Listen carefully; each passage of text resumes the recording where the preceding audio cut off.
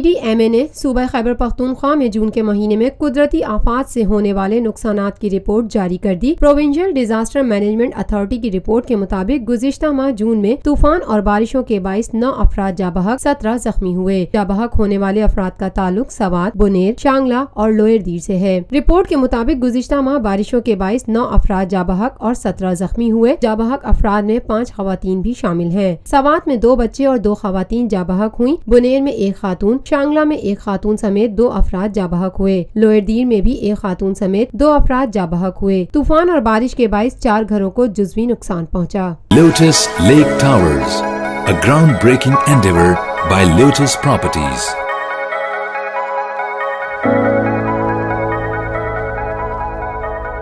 پاکستان میں پہلی مرتبہ حالات حاضرہ کے مختصر مگر جامع پروگرامز، خبروں، تبصروں کے علاوہ دیگر سماجی، تجارتی، ثقافتی، تفریحی، معلوماتی، مذہبی، تعلیمی، صحت اور بچوں کے پروگرامز صرف TNN TV پر۔